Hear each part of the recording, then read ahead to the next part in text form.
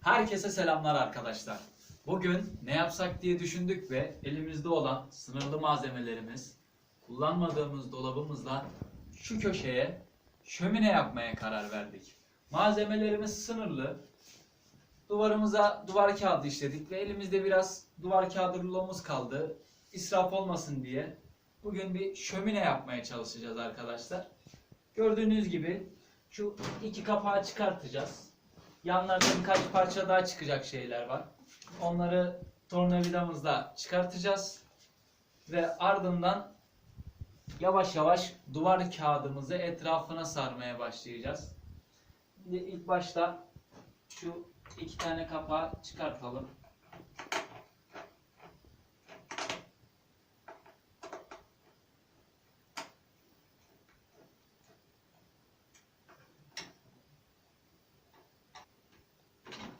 Evet arkadaşlar, kapaklarımızı söktük. Bir köşeye bırakıyoruz. Yavaştan malzemelerimizi indiriyoruz. Bu arada bu stropiyerleri yapı marketlerden, Koçtaş'tan, Kipa'dan bulabilirsiniz. Onun dışında alev gibi yanan lambamızı da internetten bulabilirsiniz. Bir tane ufak üçlüye ihtiyacımız var. Bunu da elektrikçilerden bulabilirsiniz. Dolabımızın içini tamamen söktük. Duvar kağıdı yapıştırmaya başlayacağız. Silikonumu fişe taktım. Isınmaya başladı. Şimdi hiç kesme işiyle uğraşmayacağım. Direkt bir köşeden öbür köşeye doğru atacağım. Şöyle bıraktım. En basit silikon olur arkadaşlar. Başka bir şeyle uğraşmayın. Yani silikonları parça parça koyarak yapıştırın. Zaten zemin düz, kayma etmesi olmaz.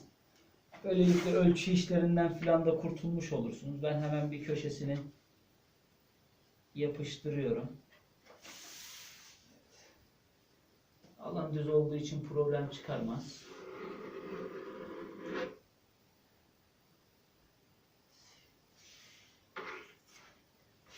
Buradan biraz daha geniş alacağım. Şu tarafı da kapatsın diye arkadaşlar, sizin de aklınızda olsun. Şöyle kapatırsınız.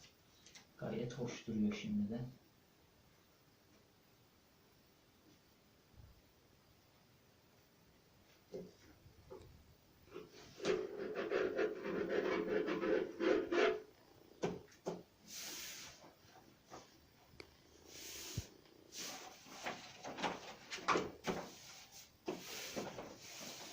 Gerçekten çok güzel duruyor.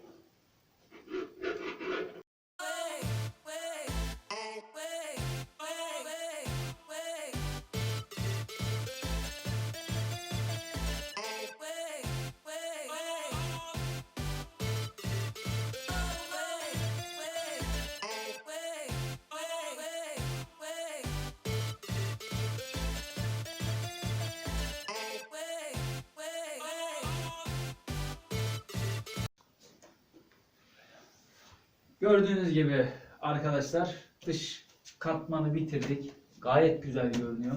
Şimdi kalan rulo parçalarıyla içini de geçeceğim. İçini geçtikten sonra şu üçlü fişin şurasını söküp arkada deliği var suntasında. Delikten geçirip aldığımız alev lambayı takacağız ve nasıl göründüğüne bakacağız. Şimdi işimize devam ediyoruz. İçini döşemeye başlıyoruz. Evet arkadaşlar, gördüğünüz gibi iç dış kaplamayı bitirdik. Şimdi stropiyerlerimizi yapıştıracağız. İlk başta da dediğim gibi fazla malzemem olmadığı için sağ sol kesip köşelik yapamazdım, yetmezdi. O yüzden kafama göre direkt yapıştıracağım. Başlayalım yavaş yavaş.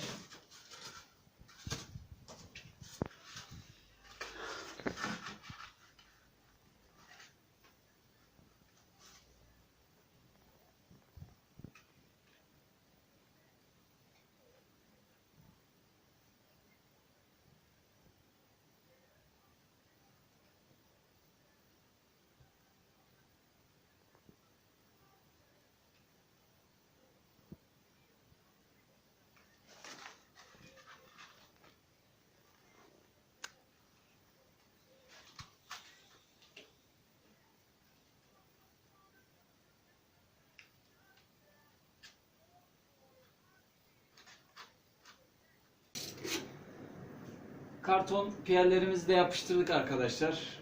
Bundan sonra şu tarafta iç kısımda deliği var. Oradan şu gördüğünüz üçlü fişi sökeceğim. Arkadan geçireceğim. Şu tarafa koyacağım. Dediğim gibi o alevli lambayı o tarafa takacağım ve üzerine çalı çırpı koyacağım. Öyle yakacağım ya da bulabilirsem kütük koyacağım arkadaşlar. Yapmaya başlayalım.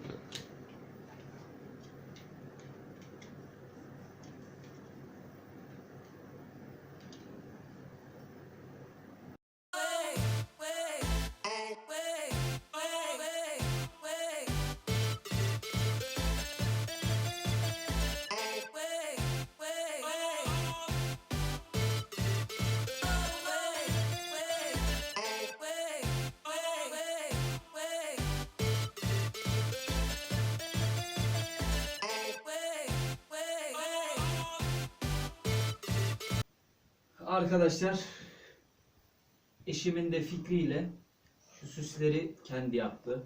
Şu süsleri yaptı. Gerçekten çok değişik bir hava kattı şömineye. Onun dışında elektrik bağlantımızı yaptık. Şuraya lambamızı yerleştirdik. Arkada zaten ilk de dediğim gibi suntasında deliği vardı. Oradan kabloyu geçirerek direkt burada duya bağladım.